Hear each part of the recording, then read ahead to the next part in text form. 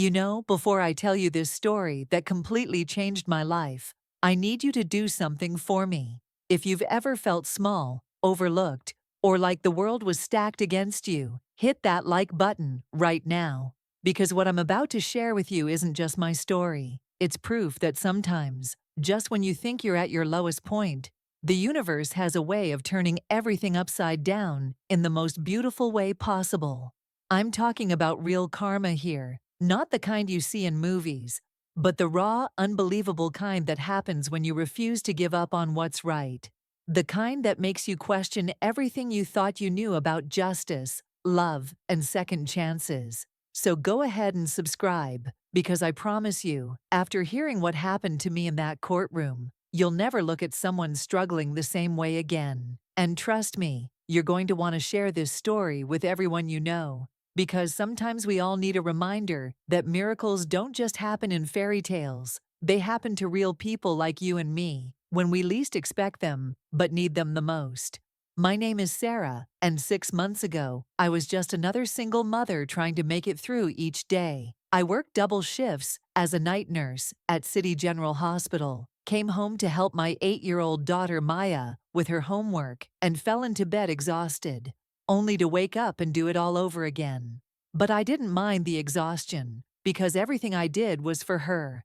My brilliant, beautiful girl who could solve math problems that stumped kids twice her age and read books meant for high schoolers. That's exactly why I found myself standing in that cold, intimidating courtroom on what started as the worst day of my life. Maya had been attending prestigious academy, one of the city's most elite private schools, on a partial scholarship she'd earned through her exceptional test scores. For months, I'd watched my confident, happy daughter slowly shrink into herself. Her teachers began excluding her from advanced programs she qualified for. They moved her to the back of the classroom. Parent-teacher conferences became sessions where they'd find new ways to suggest she might be happier at a different school. The breaking point came when Maya, who had the highest science grades in her class, was passed over for the school's gifted program in favor of students with lower scores but wealthier parents.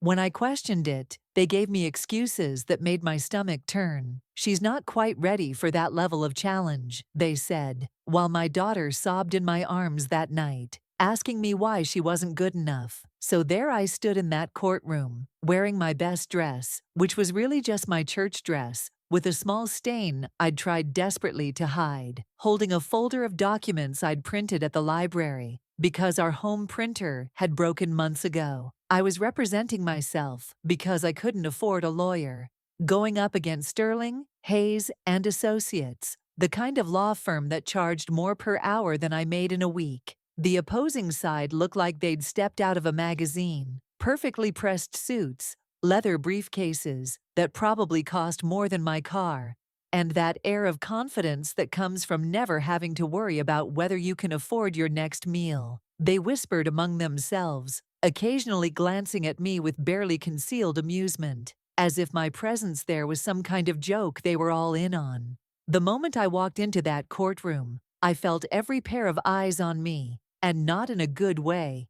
The opposing legal team, 3 lawyers who looked like they'd never missed a meal or worried about a bill in their lives, exchanged glances that said everything. One of them, a sharp-faced woman in a suit that probably cost more than my monthly rent, actually smirked when she saw my worn folder held together with a rubber band. The school board members sat in their section like royalty holding court, whispering behind manicured hands and shooting looks in my direction that made my cheeks burn. I recognized some of them from school events, the same people who'd smile politely when I volunteered for bake sales, but somehow never remembered my name, despite Maya being in their children's classes for 2 years. I tried to organize my papers with shaking hands, fully aware that my documentation looked pathetic compared to their thick, professionally bound files. Every time I rustled through my folder, searching for the right document, I could hear quiet chuckles from their table. The lead attorney, a silver-haired man who radiated the kind of authority that comes from winning cases for people with deep pockets, leaned over to whisper something to his colleague that made them both laugh quietly. My heart was pounding so hard, I was sure everyone could hear it. I'd practiced my opening statement in the mirror for weeks, but sitting there surrounded by all that wealth and power, the words seemed to evaporate from my mind. I felt like a fraud, like I was playing dress-up in a world where I didn't belong. The worst part wasn't their expensive clothes or confident demeanor, it was the way they looked at me like I was wasting their time. Like a single mother working night shifts to pay for her daughter's education was somehow less worthy of justice than their clients with trust funds and country club memberships. When the bailiff called the court to order, I straightened my shoulders and reminded myself why I was there. Maya's tear-stained face, the night they rejected her from the gifted program, flashed in my mind. My daughter deserved better than their prejudice and assumptions. I might not have had their money or their fancy degrees, but I had something they didn't: a mother's love and an unshakable belief that my child was worth fighting for, no matter how small they tried to make me feel. When it came time for me to present my case, I stood up on trembling legs, clutching my folder like a lifeline. I started by telling Maya's story, how she'd scored in the 99th percentile on her entrance exams, how her standardized test scores consistently ranked among the top 3 in her grade, how she'd won the school science fair 2 years running before they mysteriously stopped letting her participate. I pulled out crumpled copies of her report cards, her test scores, letters of recommendation from her previous teachers who had called her exceptional and gifted beyond her years. My voice shook as I described how my confident, curious daughter had slowly been crushed under the weight of being treated like she didn't belong. The opposing counsel barely looked up from their phones. One of them was actually checking his watch, as if my daughter's pain was boring him. When I mentioned how Maya had been excluded from the advanced reading group, despite having the highest comprehension scores in her class, the silver-haired lead attorney rolled his eyes so dramatically that the judge had to have seen it. Their defense was as polished as their appearances, and twice as cutting. They stood up with charts and graphs, speaking in legal jargon that made my head spin. They painted Maya as struggling to keep up with the rigorous academic standards and suggested that my unrealistic expectations were the real problem. They had character witnesses, teachers who testified that Maya was distracted and not quite ready for advanced placement, conveniently forgetting to mention that she'd been moved to the back of every classroom and excluded from group activities. The most devastating moment came when they called Mrs. Henderson, Maya's 4th grade teacher, to testify. This woman had smiled at me during parent conferences, had told me how proud she was of Maya's progress, but standing in that witness box, she transformed into someone I didn't recognize, claiming Maya had behavioral issues and difficulty following instructions. Lies that cut through me like broken glass. I watched in horror as they systematically dismantled my daughter's character, turning her quiet sadness at being excluded into defiance and her academic excellence into grade inflation from previous schools. Each word felt like a physical blow, and I could see some of the school board members nodding along, as if this character assassination of an 8-year-old child made perfect sense to them. By the time they finished their presentation, I felt like I was drowning in their lies and manipulation. When I stood up for my rebuttal, my hands were shaking so badly I could barely hold my papers. I tried to counter their lies with the truth: Maya's actual test scores, documentation of her achievements, emails where teachers had praised her work before the discrimination began. But every time I spoke, the lead attorney would object with some legal term I didn't understand, and the judge would sustain it with barely concealed impatience. Then it happened. The moment that still makes my blood boil when I think about it. I was trying to explain how Maya's grades had dropped only after she'd been systematically excluded from advanced programs, when the silver-haired lawyer, Mr. Sterling himself, actually laughed out loud. Not a polite chuckle, but a full, condescending laugh that echoed through the courtroom. "Your Honor," he said, rising with theatrical flair, We're supposed to take seriously the legal arguments of someone who clearly doesn't understand basic courtroom procedure. Perhaps Ms. Johnson should have considered her limitations before wasting the court's valuable time. The entire opposing side erupted. The other lawyers chuckled behind their hands. The school board members smiled and whispered among themselves. Even some of the court staff looked amused. I stood there, feeling the heat of humiliation wash over me, as they laughed at my pain, at my daughter's future, at everything I was fighting for. Judge Morrison, a man who clearly moved in the same social circles as these people, didn't even bother to restore order. Instead, he looked at me with the kind of pity you'd give a lost child. "Ms. Johnson," he said, in a tone that made my skin crawl, "perhaps you should reconsider whether this is really the best use of everyone's time. These are serious legal matters that require expertise." The words hit me like physical blows. "Know your place," was what he was really saying. "Stay in your lane. Don't reach above your station." I felt tears burning behind my eyes, but I refused to let them fall. Not here. Not in front of these people who already saw me as weak. Sterling wasn't finished. "Maybe," he said with a sharp smile, "single mothers should focus on getting their own lives in order before pointing fingers at respected institutions." The laughter that followed was the cruelest sound I'd ever heard. I was completely alone, drowning in their mockery, questioning whether justice even existed for people like me. What happened next was worse than anything I could have imagined. Sterling wasn't content to just dismiss my case. He wanted to destroy me personally.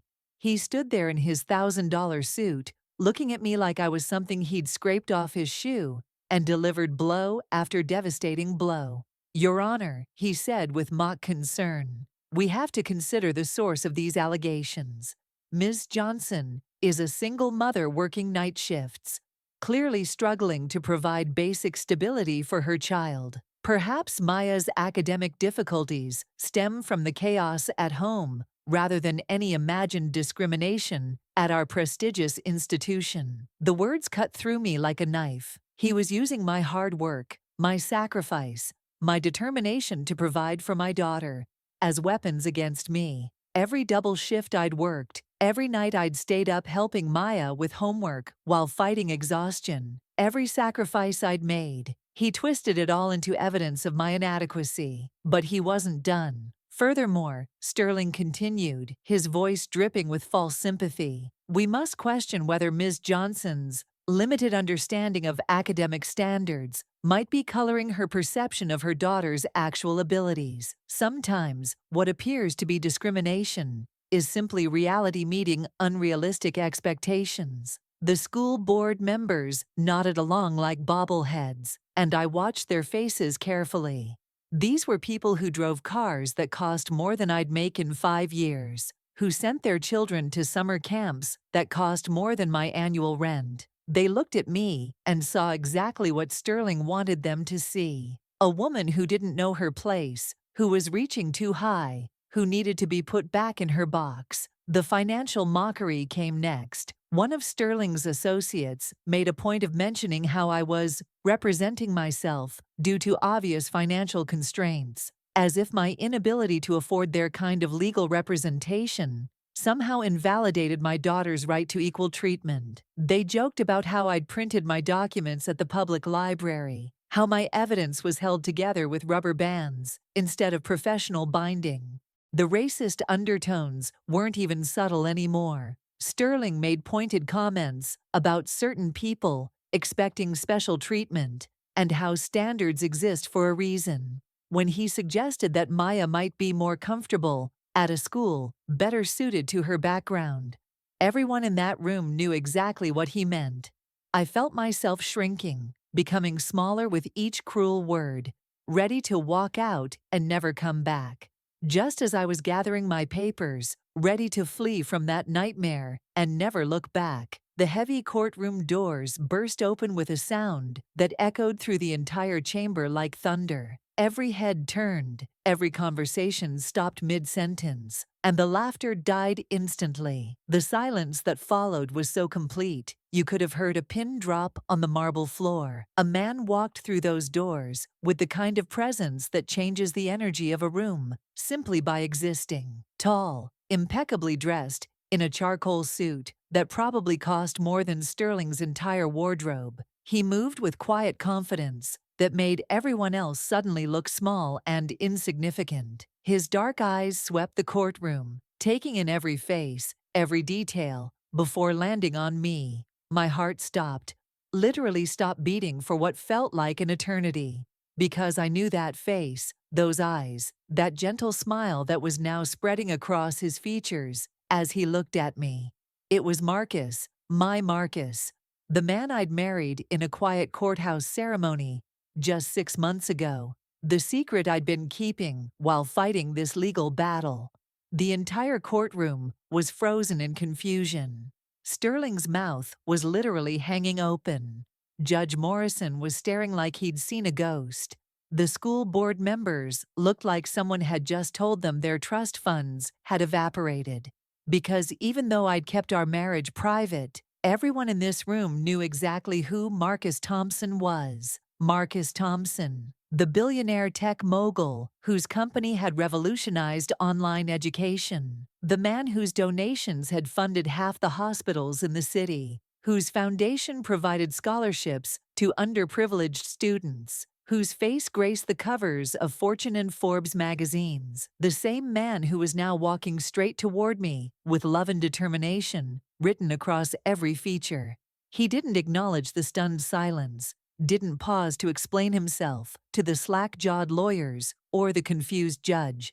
He walked directly to where I stood, still clutching my pathetic folder, still reeling from their cruel words, still feeling like the smallest person in the room. And then, in front of everyone who had just finished humiliating me, he did something that changed everything. He reached for my face with gentle hands, looked into my eyes with all the love and respect these people had refused to show me, and kissed me. Not a peck, not a polite greeting, but a real kiss that said everything about who I was to him. The kiss lasted only seconds, but it felt like the world had stopped spinning. When Marcus pulled back, he kept his hands on my face, his thumb gently wiping away a tear I didn't even realize had fallen. "I'm sorry I'm late, my love," he whispered, just loud enough for the front rows to hear. "Traffic was terrible, and I couldn't bear the thought of you facing this alone for another minute. My love." He'd called me his love in front of everyone, and the shock on their faces was almost comical if it weren't for the gravity of everything that had just happened. But I knew they deserved an explanation, and more importantly, I needed them to understand that this wasn't some elaborate setup or coincidence. Marcus and I had met 8 months ago, during one of the worst nights of his life, and one of the longest of mine. I was working the night shift in the ICU when paramedics rushed him in after a devastating car accident on the interstate. He'd been unconscious, bleeding, broken in ways that made me fear for his life. For 72 hours, I barely left his side, monitoring his vitals, adjusting his medications, talking to him, even when the doctors said he couldn't hear me. When he finally woke up, the first face he saw was mine. Later, he told me that in those hazy moments of consciousness, he thought I was an angel. We talked during his recovery, really talked, about everything and nothing. He wasn't the billionaire Marcus Thompson in that hospital bed. He was just Marcus, a man who'd built an empire, but realized he had no one to share it with. Our romance was quiet, secret, beautiful in its simplicity.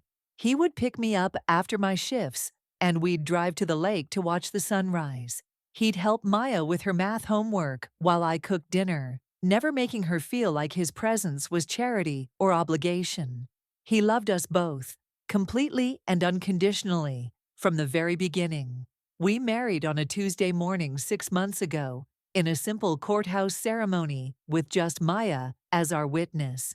We'd planned to go public after my legal battle was over, not wanting his wealth and influence to overshadow the justice Maya deserved.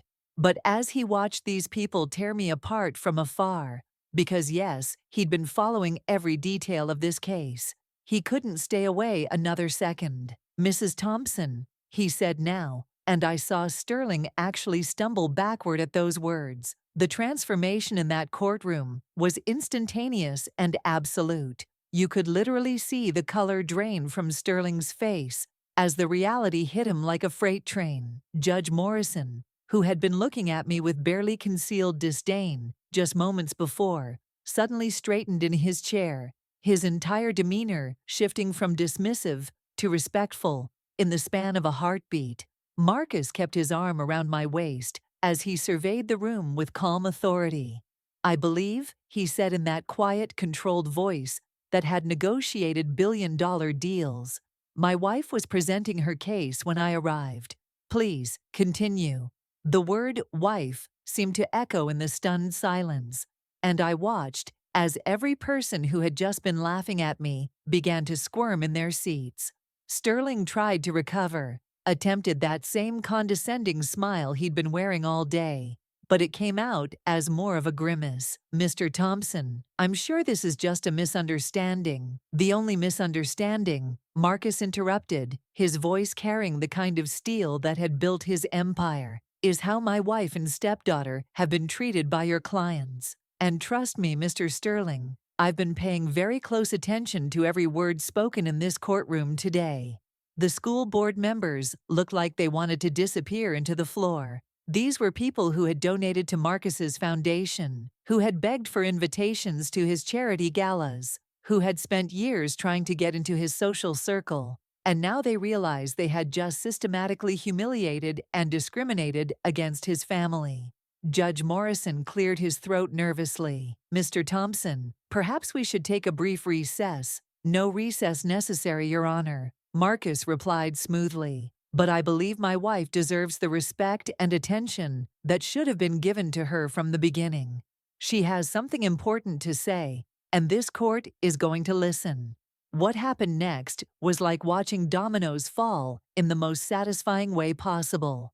Marcus pulled out his phone and made a single call. "David," he said calmly, "I need the legal team in courtroom 3B immediately. Yes, all of them. And bring the Thompson Foundation files on educational discrimination cases." Within minutes, the courtroom doors opened again, and 6 of the city's most feared attorneys walked in, led by David Chen, the man who had never lost a case in his 20-year career.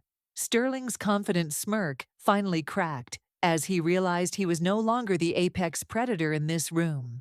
But the real power shift came when Marcus nodded to David, who opened a thick file and began reading.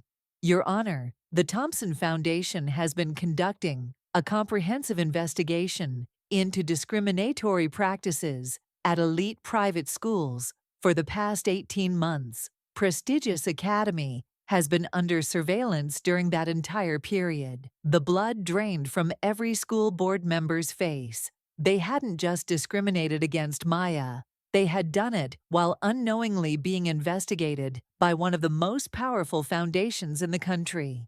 "We have documented evidence," David continued, his voice cutting through the stunned silence, "of systematic racial discrimination, financial bias, and deliberate exclusion of qualified minority students. This includes recorded conversations, email communications, and testimony from former staff members who were terminated for refusing to participate in these practices." Sterling tried to interrupt, but David held up a hand. "Furthermore, we have evidence that similar patterns exist with 17 other students currently enrolled at prestigious Academy, and 43 students who have been driven out over the past 3 years. Judge Morrison's face had gone pale. The school board members were frantically whispering among themselves, and I could see the panic in their eyes. What had started as their entertainment, watching them destroy a single mother in court, had suddenly become their worst nightmare. The hunter had become the hunted. The evidence that David's team presented was devastating and undeniable. Email chains where teachers discussed keeping standards high by limiting minority students in advanced programs. Recorded phone calls where board members laughed about scholarship kids who don't know their place. Financial records showing how qualified minority students were systematically denied merit-based aid that went to less qualified wealthy students. But the most damaging evidence was a recording from just 2 weeks ago, a school board meeting where they discussed my case specifically. I listened in horror and vindication as their voices filled the courtroom, saying things like, "That woman needs to learn her lesson," and "We can't have these people thinking they can just demand whatever they want." Judge Morrison, who had been so dismissive of me an hour earlier, was now leaning forward, hanging on every word. The same man who had suggested I reconsider wasting the court's time was now ordering an immediate settlement conference. Sterling's team was in full retreat mode, desperately trying to negotiate behind hushed whispers.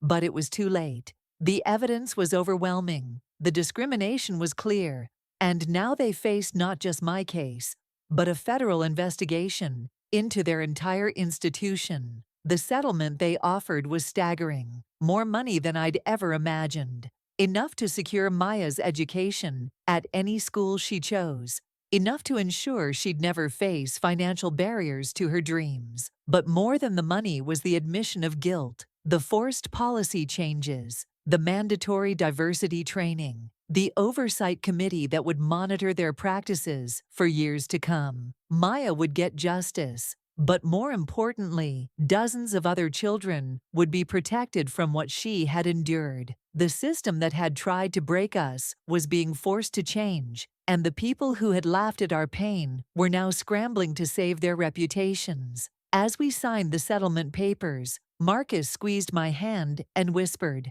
"I'm so proud of you. You did this. Your courage, your determination. This victory belongs to you." He was wrong, though. This victory belonged to every parent who had ever been told their child wasn't good enough, every family who had been made to feel small, every person who had been laughed out of rooms where they deserved to be heard.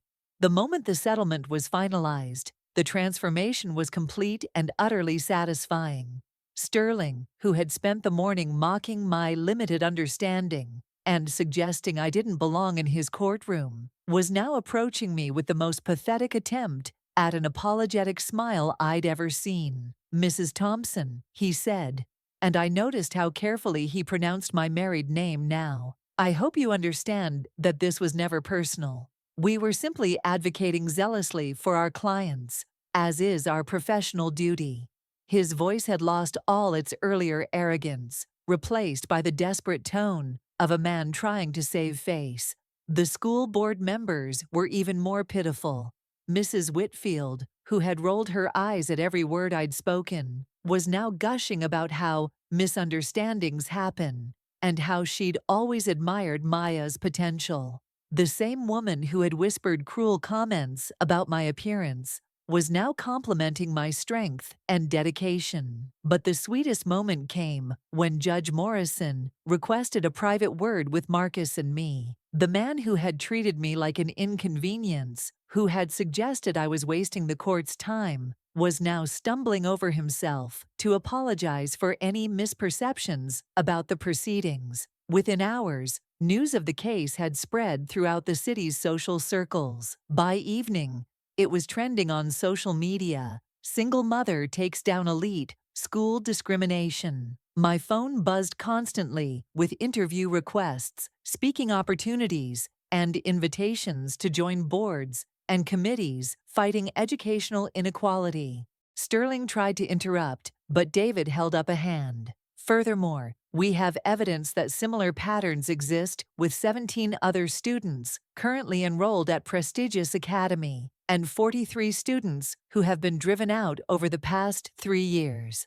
Judge Morrison's face had gone pale. The school board members were frantically whispering among themselves, and I could see the panic in their eyes. What had started as their entertainment, watching them destroy a single mother in court, had suddenly become their worst nightmare. The hunter had become the hunted. The evidence that David's team presented was devastating and undeniable. Email chains where teachers discussed keeping standards high by limiting minority students in advanced programs. Recorded phone calls where board members laughed about scholarship kids who don't know their place, financial records showing how qualified minority students were systematically denied merit-based aid that went to less qualified wealthy students. But the most damaging evidence was a recording from just 2 weeks ago, a school board meeting where they discussed my case specifically. I listened in horror and vindication as their voices filled the courtroom, saying things like, "That woman needs to learn her lesson," and "We can't have these people thinking they can just demand whatever they want."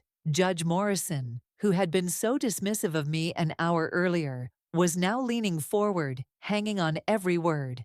The same man who had suggested I reconsider wasting the court's time was now ordering an immediate settlement conference. Sterling's team was in full retreat mode, desperately trying to negotiate behind hushed whispers. But it was too late. The evidence was overwhelming, the discrimination was clear, and now they faced not just my case, but a federal investigation into their entire institution. The settlement they offered was staggering, more money than I'd ever imagined. Enough to secure Maya's education at any school she chose, enough to ensure she'd never face financial barriers to her dreams. But more than the money was the admission of guilt, the forced policy changes, the mandatory diversity training, the oversight committee that would monitor their practices for years to come. Maya would get justice, but more importantly, dozens of other children would be protected from what she had endured. The system that had tried to break us was being forced to change, and the people who had laughed at our pain were now scrambling to save their reputations. As we signed the settlement papers, Marcus squeezed my hand and whispered, "I'm so proud of you. You did this. Your courage, your determination. This victory belongs to you." He was wrong, though. This victory belonged to every parent who had ever been told their child wasn't good enough, every family who had been made to feel small, every person who had been laughed out of rooms where they deserved to be heard. The moment the settlement was finalized, the transformation was complete and utterly satisfying.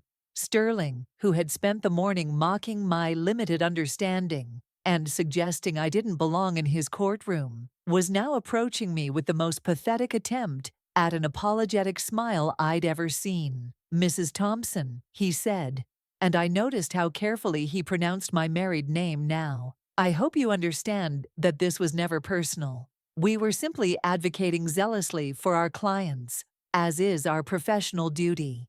His voice had lost all its earlier arrogance, replaced by the desperate tone of a man trying to save face. The school board members were even more pitiful. Mrs. Whitfield, who had rolled her eyes at every word I'd spoken, was now gushing about how misunderstandings happen and how she'd always admired Maya's potential. The same woman who had whispered cruel comments about my appearance was now complimenting my strength and dedication. But the sweetest moment came when Judge Morrison requested a private word with Marcus and me. The man who had treated me like an inconvenience, who had suggested I was wasting the court's time, was now stumbling over himself to apologize for any misperceptions about the proceedings. Within hours, news of the case had spread throughout the city's social circles. By evening, it was trending on social media. "Single mother takes down elite, school discrimination." My phone buzzed constantly with interview requests, speaking opportunities, and invitations to join boards and committees fighting educational inequality. But don't stop there. Share this video with someone who needs to hear it today. Maybe it's a single parent feeling overwhelmed, a student being treated unfairly, or anyone who's ever been told they don't belong somewhere they have every right to be. Sometimes all we need is one story that proves the impossible is possible, that David really can beat Goliath, and that love and justice can show up in the most unexpected ways. Subscribe and hit that notification bell, because I promise you, Maya and I aren't done fighting for families who need advocates. We're sharing more stories of real people who refuse to give up, who found their voices in the darkest moments, and who discovered that sometimes your lowest point is just the launching pad for your greatest victory. Now tell me in the comments, Have you ever felt like that version of me in the courtroom? Small and powerless. What gave you the strength to keep fighting? Your story might be exactly what someone else needs to hear today. Because here's what I've learned. We're not meant to fight these battles alone. When we share our struggles and our victories, we create a community of warriors who lift each other up. Remember, you are stronger than you know, braver than you feel, and more worthy of respect than anyone who tries to make you feel small.